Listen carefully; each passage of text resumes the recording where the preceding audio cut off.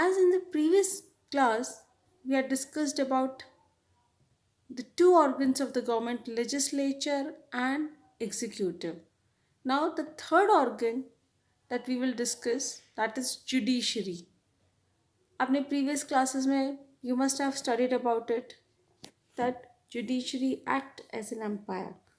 So it is only this organ which safeguards the constitution, and if any decision taken by the government against the spirit of constitution, then judiciary has the power to protect it. Now class, judiciary protects the rule of law. It settles disputes between center and state, disputes between state with another state, and it also safeguards the rights of the individual. It safeguards the rights of the citizens of India. So it checked the possibility of despotism in case if government is trying to become dominant, try to misuse its power, then it is checked by judiciary. Now, very important topic, independence of judiciary. It is quite required that judiciary remain independent so that the other two organs cannot influence it. So, legislature and executive, they must not restrain the functioning of judiciary, and they should also not interfere with the decisions of the judiciary. And judges must be able to perform their functions without fear or favor. अगर ऐसा नहीं होगा, in that case the judiciary will act according to the wishes of the government, and then it will not able to do its work in a free and fair manner. It will not able to safeguard the rights of the people. It will only safeguard the wishes of the government. So this is the reason to make it independent. Our constitution has included lot of provisions related to that, so that judiciary become independent. So how this independence secured in our constitution? So number one provision is legislature is not involved in the appointment of judges. So जजेस का अगर appointment legislature या executive के through होगा, तो फिर वो जजेस क्या करेंगे, वो एग्जीक्यूटिव और लेजिस्लेचर के अकॉर्डिंगली बिहेव करेंगे, क्योंकि दे नो कि they have appointed them. So this is the reason that our constitution has clearly mentioned that judges का जो appointment है, it will not be done by legislature. Now the judges have a fixed tenure. Second point, कि अगर आपका tenure fix है तो आपको पता है कि इतने टाइम तक आपको रूल करना है. लेकिन if your tenure is not fixed, then आपको, अगर आपका tenure गवर्नमेंट पर डिपेंडेंट है, तो फिर आप अगेन गवर्नमेंट के इन्फ्लुएंस में रह के काम करोगे, गवर्नमेंट के अंडर में काम करोगे, तो फिर आपका जॉब सिक्योरिटी नहीं होगी. दिस इज़ द रीज़न कि जजेस को ये सिक्योरिटी दी गई है ताकि कोई भी उनको रिमूव ना कर सके before time period. Now judiciary is not financially dependent on executive और लेजिस्लेचर. इट मीन्स कि जुडिशरी अपने जो फाइनेंशियल जो मैटर्स हैं उनमें गवर्नमेंट पर डिपेंडेंट नहीं है. It gets all the allowances and payment from the exchequer of India. तो इसके लिए गवर्नमेंट का कोई रोल नहीं है. Next is the actions and decisions of the जजेस are immune from personal criticism. It means कि इन केस कि कोई भी जज अगर कोई भी डिसीजन लेते हैं, कोई भी एक्शन लेते हैं,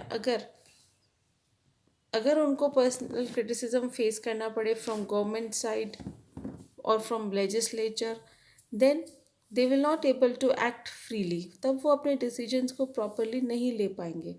सो उनको ये प्रोटेक्शन मिलनी चाहिए सो डैट कि उनके डिसीजंस को कोई भी क्रिटिसाइज नहीं कर सके और वो अपने काम को इंडिपेंडेंटली एंड फ्रीली परफॉर्म कर सकें.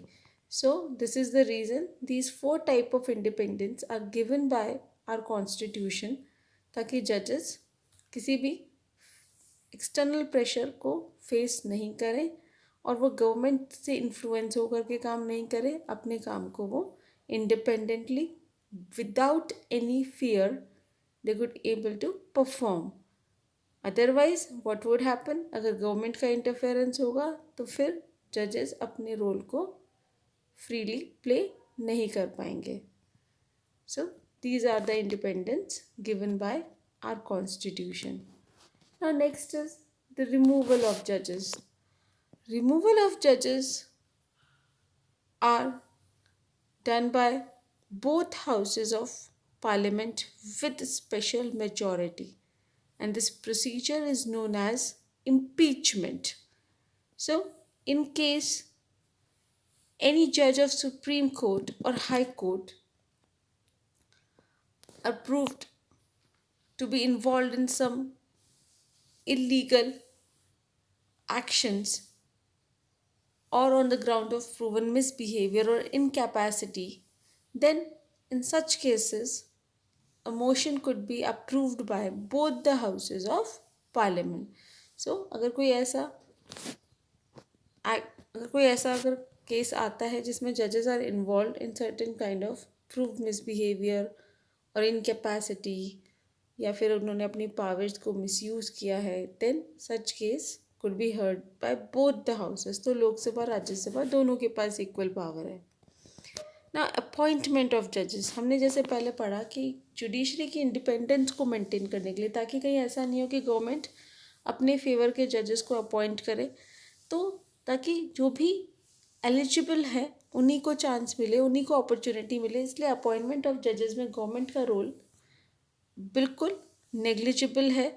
सो एक ट्रेंड इंडिया में सेट हुआ है दैट सीनियर मोस्ट जज of Supreme court will become the chief Justice of India.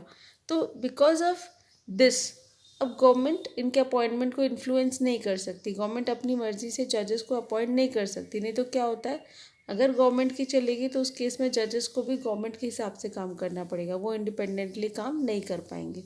So this is the reason कि हमारे यहाँ पे seniority is the basis of the selection of Chief Justice of India, so that कि fair way में selection हो. Now other जजेस of Supreme Court and High Court are appointed by the President of India after consulting with the CJI. तो यहाँ पे भी judiciary का ही मेन रोल है अदर जजेस को सेलेक्ट करने में. तो चीफ जस्टिस की कंसल्टेशन से ही प्रेसिडेंट अदर जजेस को सेलेक्ट करेंगे.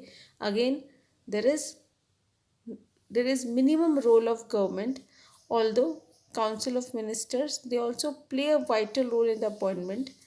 वो अपने जो भी रिकमेंडेशंस हैं they give to the judiciary, but in judiciary जो बाकी जो सीनियर मोस्ट जजेस हैं उनसे कंसल्टेशन होता है.